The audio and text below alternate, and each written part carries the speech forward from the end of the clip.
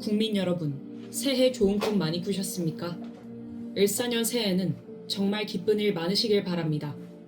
저는 작년 12월 14일 탄핵 소추되고 나서 혼자 생각하는 시간을 많이 갖게 됐습니다.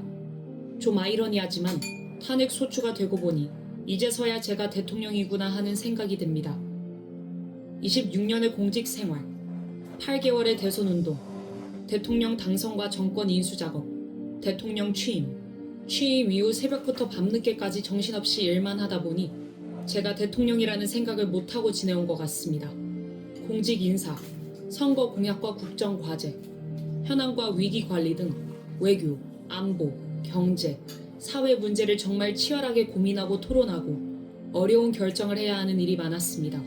저는 학창 시절부터 능력은 노력이라는 생각을 가지고 살아왔기에 무조건 열심히 치열하게 일해왔습니다.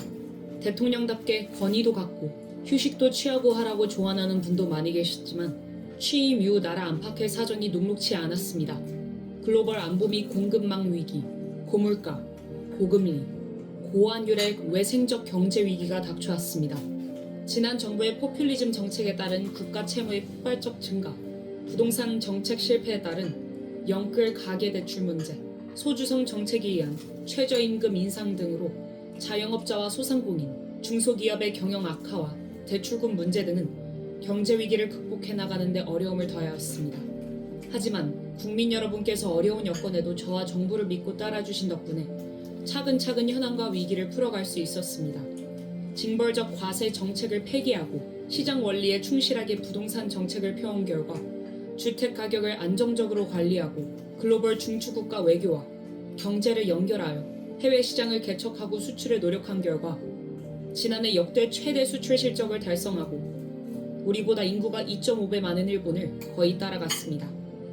1인당 GDP는 지난해 일본을 추월했고요. 한미 동맹의 핵 기반 업그레이드와 포괄적 전략 동맹 강화, 그리고 한일 관계 정상화를 통한 한미일 3국 협력 체계는 우리 경제의 대외 신인도를 든든하게 뒷받침해 주었습니다. 요새는 안보와 경제, 그리고 사회 개혁을 위해 이리 뛰고 저리 뛴 지난 2년 반의 시간이 파노라마처럼 스쳐갑니다. 좀 더 현명하게, 더 경청하면서 잘했어야 했는데 하는 후회도 많이 듭니다.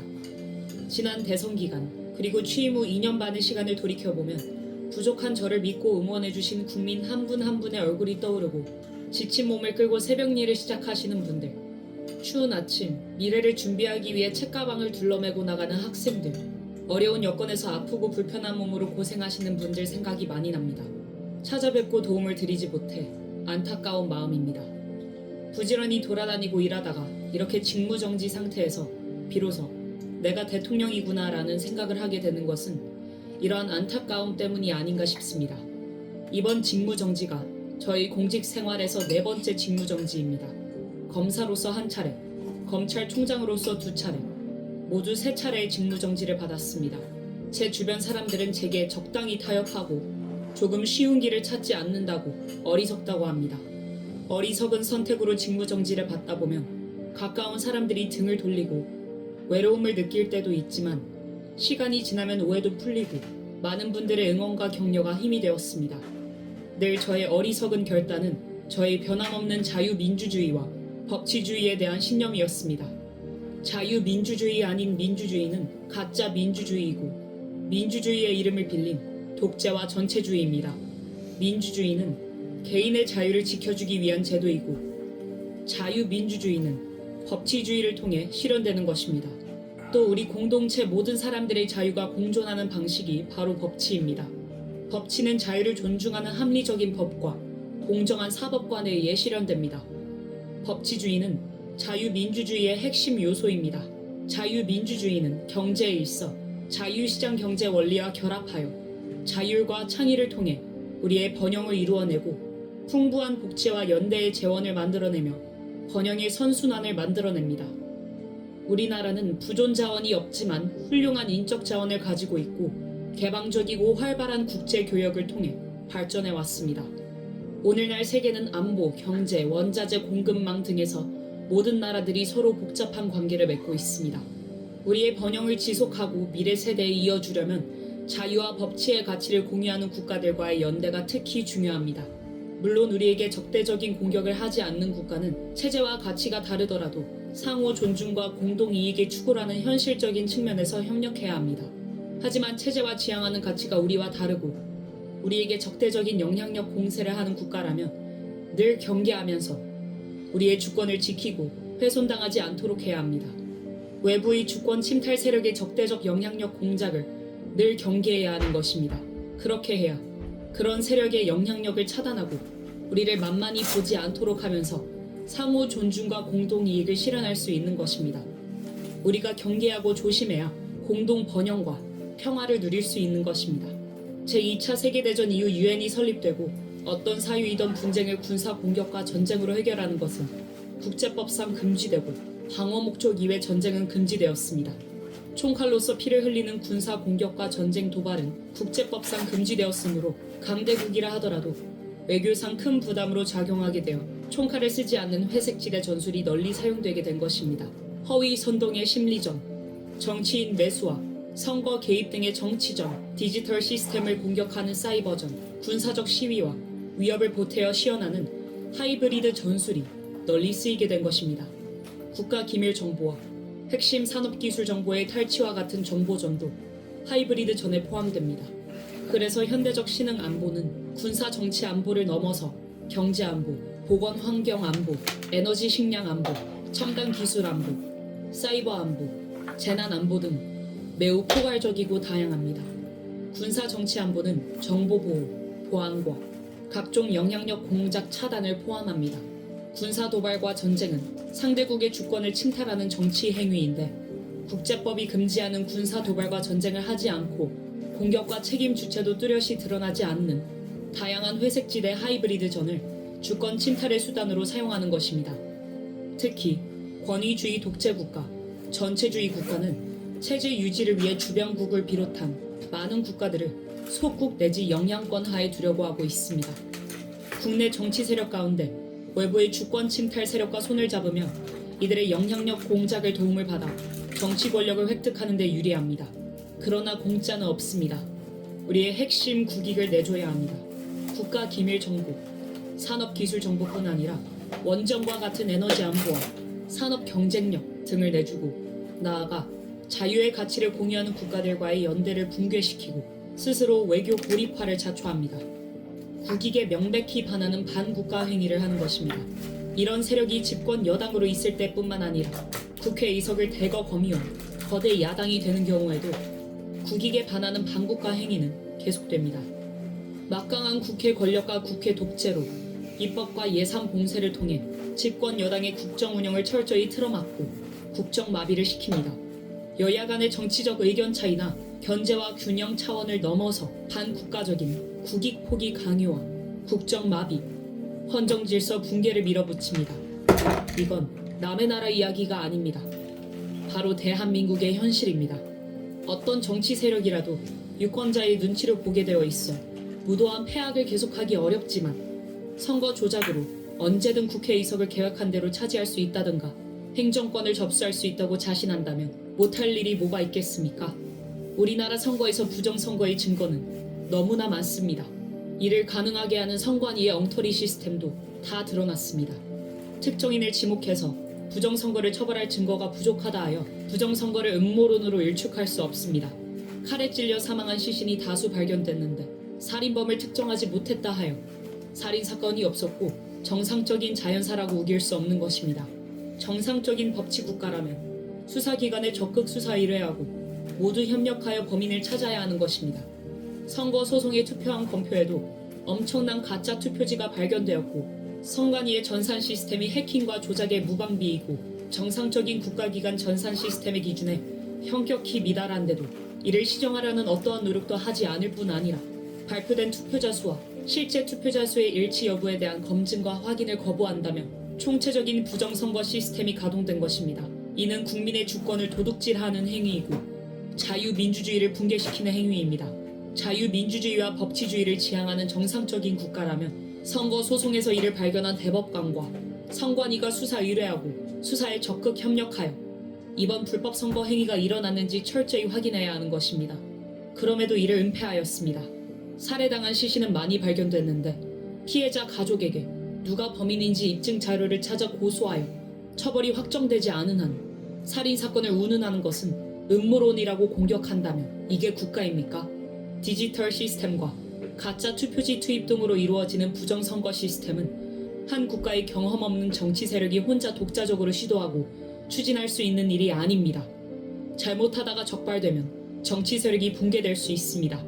혼자서는 엄두도 내기 어려운 일입니다. 기껏해야 금품 살포, 이권 거래, 여론조작 등일 것입니다. 하지만 투개표 부정과 여론조사 조작을 연결시키는 부정선거 시스템은 이를 시도하고 추진하려는 정치 세력의 국제적 연대와 협력이 필요함을 보여줍니다. 투개표 부정선거 시스템은 특정 정치 세력이 장악한 여론조사 시스템과 선관위의 확인 거부 및 은폐로 구성되는 것입니다. 살인범을 특정하지 못해서 살인사건을 음모론이라고 우기는 여론조성 역시 투개표 부정선거 시스템의 한 축을 구성합니다. 국민 여러분들께서 아시는 바와 같이 이게 우리나라 현실이라면 지금 이 상황이 위기입니까? 정상입니까? 이 상황이 전시, 사변에 준하는 국가 비상사태입니까? 아닙니까? 전시와 사변은 우리 국토 공간 위에서 벌어지는 물리적인 상황, 즉 하드웨어의 위기 상황이라면 지금 우리의 현실은 우리나라의 운영 시스템과 소프트웨어의 위기 상황인 것입니다. 헌법 66조는 대통령은 국가 원수로서 국가를 대표하며 국가의 독립, 영토의 보존, 국가의 계속성과 헌법을 수호할 책무를 진다고 되어 있습니다. 쉽게 말하면 대통령에게 대한민국의 하드웨어를 지키고 운영체계와 소프트웨어를 수호하라는 책무를 부여한 것입니다. 거대 야당이 국회 독재를 통해 입법과 예산을 봉쇄하여 국정을 마비시키고 위헌적인 법률과 국익에 반하는 비정상적인 법률을 남발하여 정부에 대한 불만과 국론 분열을 조장하고 수십 차례의 줄탄핵으로 잘못 없는 고위공직자들의 직무를 정지시키고 심지어는 자신들의 비리를 수사하고 감사하는 검사와 감사원장까지 탄핵하고 자신들의 비리를 덮는 방탄입법을 마구잡이를 추진하는 상황은 대한민국 운영체계의 망국적 위기로서 대통령은 이 운영체계를 지켜낼 책무가 있습니다. 저는 헌법기관인 감사원장까지 탄핵하여 같은 헌법기관인 헌법재판소의 법정에 세우라는 것을 보고 헌법 수호 책무를 이행하기 위한 비상조치가 필요하다고 생각하였습니다. 거대 야당의 일련의 행위가 전시, 사변에 준하는 국가 비상사태라고 판단하고 대통령에게 독점적 배타적으로 부여된 비상계엄 권한을 행사하기로 한 것입니다. 계엄은 과거에는 전쟁을 대비하기 위한 것에 국한되는 것이었지만 우리 헌법은 이에 준하는 국가 비상사태라고 규정하여 전쟁 이외의 다양한 국가 위기 상황을 계엄령 발동 상황으로 예상하고 있습니다. 국가 위기 상황에서 자유민주국가의 대통령이 가장 먼저 해야 할 일은 주권자인 국민들에게 국가 위기 상황을 알리고 이를 극복하기 위해 힘쓰자는 호소를 하는 것입니다. 국가 위기 상황을 군과 독재적 행정력만으로 돌파할 것이 아니라 주권자인 국민과 상황을 공유하고 국민의 협조를 받아 돌파해야 하는 것입니다. 계엄이라는 말이 상황의 엄중함을 알리고 경계한다는 뜻이 아니겠습니까? 저는 우리나라의 자유민주주의와 국민주권이 위기 상황임을 잘 인식하지 못하고 계신 국민들께 상황의 위급함을 알리고 주권자인 국민들이 눈을 부릅뜨고 국회 독재의 망국적 폐악을 감시, 비판하게 함으로써 자유민주주의와 헌법 질서를 지키려 하였습니다. 그래서 국방부 장관에게 국회 독재를 알리고 질서 유지를 하기 위해 그리고 부정선거 가동 시스템을 국민들께 제대로 알리고 진상을 파악하기 위해 필요 최소한의 병력 투입을 지시하였고 국회 280명, 선관위에 290명의 병력이 투입된 것입니다. 국회에 투입된 280명의 병력은 국회 마당에 대기해 있다가 그리고 선관위에 투입된 병력은 수십 명의 디지털 요원만 내부 시스템에 접근하고 나머지는 외부에 대기해 있다가 계엄 선포 2시간 30분 만에 국회의 계엄 해제 요구 의결이 있자 즉각 철수하였고 아무런 사상자나 피해 없이 평화롭게 마무리되었습니다. 국민 여러분, 계엄은 범죄가 아닙니다. 계엄은 국가 위기를 극복하기 위한 대통령의 권한 행사입니다. 그렇기 때문에 대통령의 권한 행사를 보좌하기 위해 합동참모본부에게 계엄과가 있는 것입니다. 계엄은 내란이라는 내란몰이 프레임 공세로 저도 탄핵 소추되었고 이를 준비하고 실행한 국방부 장관과 군 관계자들이 지금 구속되어 있습니다. 참으로 어이없는 일입니다. 병력 투입 시간이 불과 2시간인데 2시간짜리 내란이 있습니까? 방송으로 전 세계, 전 국민에게 시작한다고 알리고 3시간도 못 되어 국회가 그만두라고 한다고 병력 철수하고 그만두는 내란 봤습니까? 하참 계엄과 계엄 매뉴얼에 의하면 전국 비상계엄은 최소 6개에서 7개 사단 병력 이상 수만 명의 병력 사용이 전제되어 있습니다. 국방부 장관은 합참에서 작전부장과 작전본부장을 지낸 사람으로 이런 걸 모를 리 없습니다. 계엄의 형식을 빌린 대국민 호소이기 때문에 소규모 병력을 계획한 것입니다. 국회의원과 국회 직원 등은 신분증 확인을 거쳐 국회 출입이 이루어졌으므로 계엄 해제 요구 결의안 심의가 신속하게 진행되었고 본관과 마당에는 수천 명의 사람들이 오히려 280명의 군을 에워싸고 있었습니다. 병력 철수 지시에 따라 군은 마당에 있던 시민들에게 공손히 인사하고 철수했습니다. 국회를 문 닫으려고 한 것입니까? 아니면 폭동을 계획하기로 했습니까? 최근 야당의 탄핵 소추 관계자들이 헌법재판소에서 소추 사항 중 내란죄를 철회하였습니다.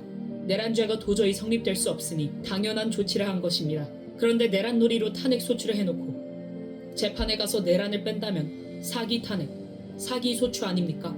탄핵 소추 이후의 상황을 보아도 그 오랜 세월 민주화 운동을 했다고 자부하는 정치인들이 맞나 싶습니다. 하지만 최근 많은 국민들과 청년들이 우리나라의 위기 상황을 인식하고 주권자로서 권리와 책임의식을 가지게 된 것을 보고 있으며 국민들께 국가위기 상황을 알리고 호소하길 잘했다고 생각되고 국민들께 깊은 감사를 느끼게 됩니다. 저는 대통령에 출마할 때부터 우리나라의 대통령이라는 자리가 영광의 길이 아니라 현극의 길이라는 사실을 잘 알고 있었습니다. 하지만 이 나라의 자유민주주의를 반듯하게 세우고 자유와 법치를 외면하는 전체주의적 이권 카르텔 세력과 싸워 국민들에게 주권을 찾아드리겠다고 약속한 만큼 저 개인은 어떻게 되더라도 아무런 후회가 없습니다. 제가 독재를 하고 집권 연장을 위해 이런 식으로 계엄을 했겠습니까? 그런 소규모 미니 병력으로 초단시간 계엄을 말입니다. 사법적 판단이 어떻게 될지는 제가 알 수 없는 일이지만 국민 여러분께서는 이 계엄이 헌법을 수호하고 국가를 살리기 위한 것인지 아닌지 잘 아실 것으로 저는 믿습니다. 과거에는 대통령의 독재에 국회의원들이 저항하고 민주화 투쟁을 했다면 세계 어느 나라 헌정사에서도 유례가 없는 막가파식 국회 독재의 폐악에 대해 헌법 수호 책무를 부여받은 대통령으로서 당연히 저항하고 싸워야 하는 것입니다. 국가 기능을 정상화시키고 자유민주주의를 지키기 위해서입니다. 수사과 없는 기관의 체포영장이 발부되고 정상적인 관할이 아닌 법관 쇼핑에 의해서 나아가 법률에 의한 압수수색 제한을 법관이 임의로 해제하는 위법 무효의 영장이 발부되고 그걸 집행한다고 수천 명의 기동경찰을 동원하고 1급 군사시설 보호구역을 무단 침입하여 대통령 경호관을 영장 집행 방해로 현행범 체포하겠다고 나서는 작금의 사법 현실을 보면서 제가 26년 동안 경험한 법조계가 이런 건지 어처구니가 없습니다. 자유민주주의를 경시하는 사람들이 권력의 칼자루를 쥐면 어떤 짓을 하는지 우리나라가 지금 심각한 망국의 위기 상황이라는 제 판단이 틀리지 않았다는 씁쓸한 확신이 들게 됩니다. 자유민주주의와 법치는 동전의 양면입니다. 자유민주주의를 실현하는 법치는 형식적 법치, 꼼수 부리는 법치가 아닙니다. 이런 법치는 인민민주주의 독재, 전체주의 국가에서 자유를 억압하기 위해 악용되는 법치입니다. 법은 자유민주주의 헌법 정신을 실현하기 위해 만들어져야 하고 일단 만들어진 법은 다수결의 지배가 아니라 소수자 보호와 개인 권익 보호에 철저히 기해야 하는 것입니다. 우리나라 좌파 운동권도 자신들이 주류가 아닐 때는 이러한 법치주의의 보호에 기대왔지만 국회 절대 다수 의석을 차지한 다음에는 실질적 법치보다 다수결의 민주가 우선하며 법치 국가적 통제보다 민주적 통제를 앞세우고 있습니다. 저는 검찰총장 시절 민주당 정권의 이런 무법적 폐악을 제대로 겪었습니다. 이렇게 되면 법률가, 법조인은 정치 권력의 하수인으로 전락하는 것입니다. 하지만 국민 여러분, 힘내십시오. 주권자인 국민 여러분께서 확고한 권리와 책임의식을 가지고 이를 지키려고 노력한다면 나라의 미래는 밝고 희망적입니다. 국민 여러분, 감사합니다.